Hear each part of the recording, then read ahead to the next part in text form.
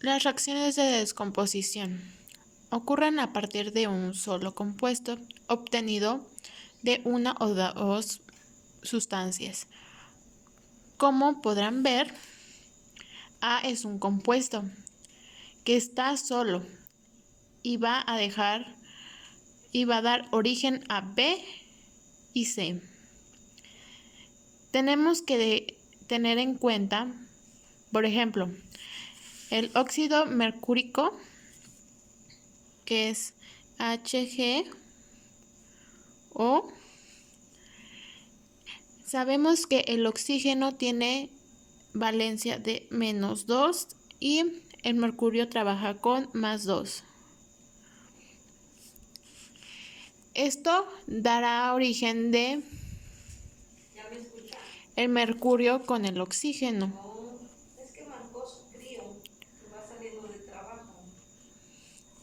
Más el oxígeno. Y el oxígeno es diatómico y se le coloca el 2. Por consiguiente, debemos colocar un 2 en el óxido mercúrico para balancearlo. Y también aquí en el mercurio. Y ya está balanceada nuestra reacción. A partir del oxígeno mercúrico se descompone y obtuvimos mercurio reaccionando con oxígeno. Y así queda nuestro ejemplo. Las reacciones de sustitución se tratan cuando tenemos halógenos con un alcano y a eso se le adiciona un ácido. Y se identifican porque a veces arriba de la flecha tiene un triángulo que sería delta. Las reacciones de sustitución significan que vamos a hacer un intercambio. En este caso vamos a intercambiar este cloro y los vamos a juntar con su gemelo, el otro cloro. Y como aquí queda un hueco, el hidrógeno lo sustituye. Y entonces, del lado de los reactivos, quedaría de la siguiente manera.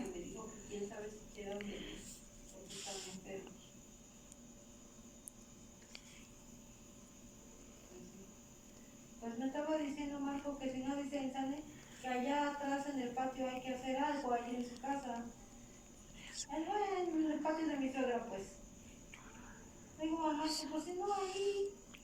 Y así quedaría nuestro ejemplo de reacción de sustitución.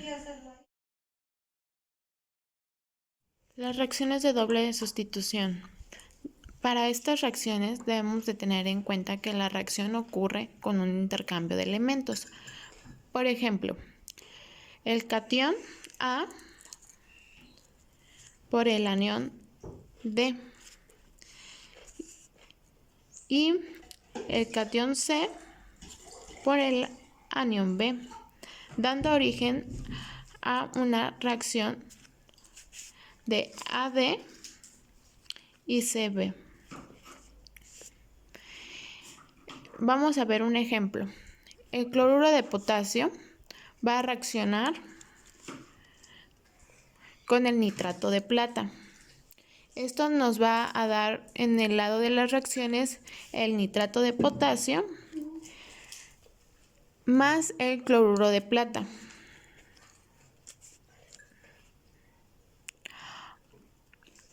Ya sabemos que el potasio se desplazó con el anión del nitrato. Y sabemos que la plata también se juntó con el cloro, dando origen a esta reacción.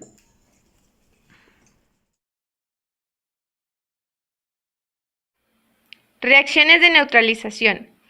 Estas reacciones se producen cuando una sustancia básica y otra ácida interaccionan de tal manera que se neutralizan, formando una sal y agua. Tenemos el ejemplo del ácido sulfúrico que reacciona con dos moléculas de hidróxido de sodio, y esto produce sulfato de sodio más agua. Reacciones iónicas generalmente ocurren en disolución acuosa. El compuesto soluble se disuelve disociándose en iones. Tenemos el ejemplo de un catión de plata que reacciona con un anión de cloro. Esto produce cloruro de plata en estado sólido. Reacciones de combustión. Estas reacciones se generan cuando un hidrocarburo reacciona con un oxígeno, dando como resultado dióxido de carbono más agua. Tenemos el ejemplo del metano que reacciona con dos moléculas de oxígeno. Este produce dióxido de carbono más dos moléculas de agua. Una reacción de síntesis o combinación es un proceso elemental en el que dos o más sustancias químicas reaccionan para crear un solo producto. Como se muestra en el ejemplo, tenemos un metal y un oxígeno, los cuales se unen para formar un óxido metálico.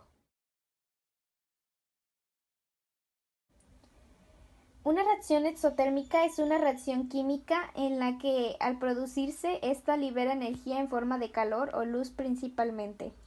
Aquí hay un ejemplo en el cual tenemos carbono más oxígeno para formar dióxido de carbono.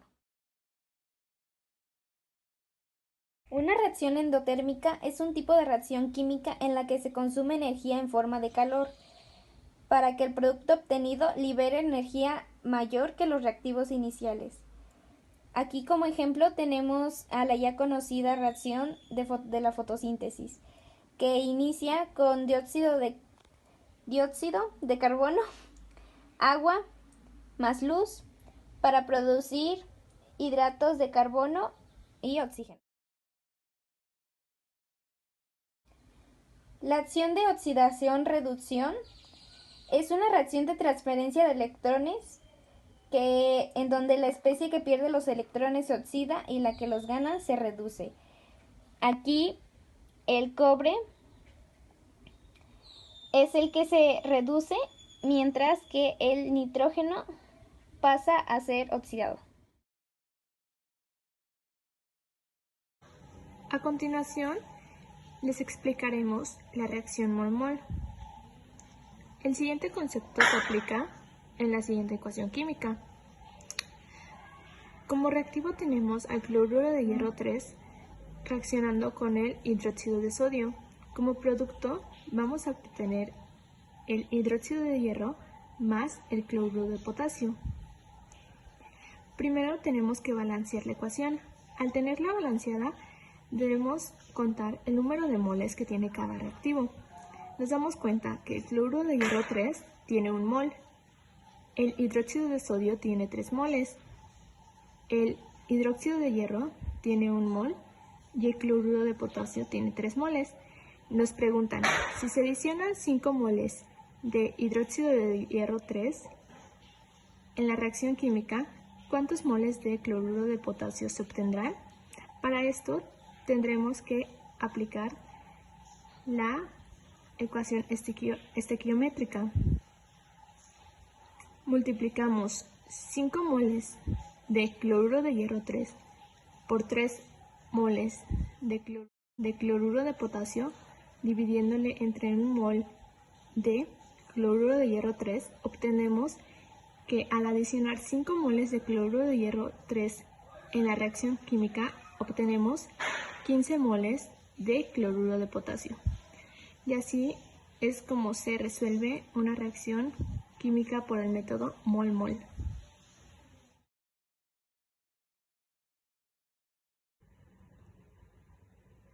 Ahora les hablaremos sobre la reacción peso-peso.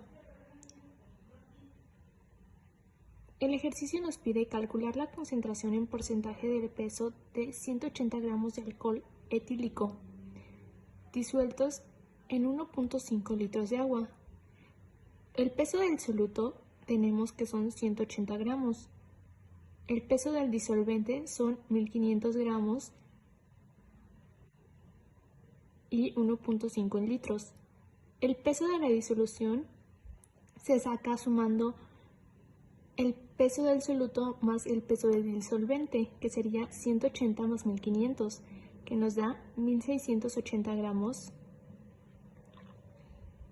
Ahora, para sacar la concentración en porcentaje, se debe dividir 180 gramos entre 1680 y multiplicarlo por 100. Y obtenemos que el porcentaje de peso de 180 gramos de alcohol etílico es 10.7%.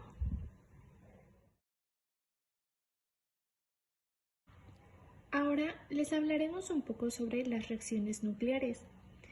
Una reacción nuclear es un procedimiento que lleva a combinar y modificar los núcleos de los átomos y las partículas subatómicas. A través de esta clase de procesos, los núcleos pueden combinarse o fragmentarse, absorbiendo o liberando partículas y energía de acuerdo a cada caso. Las reacciones nucleares pueden derivar en la formación de elementos diferentes.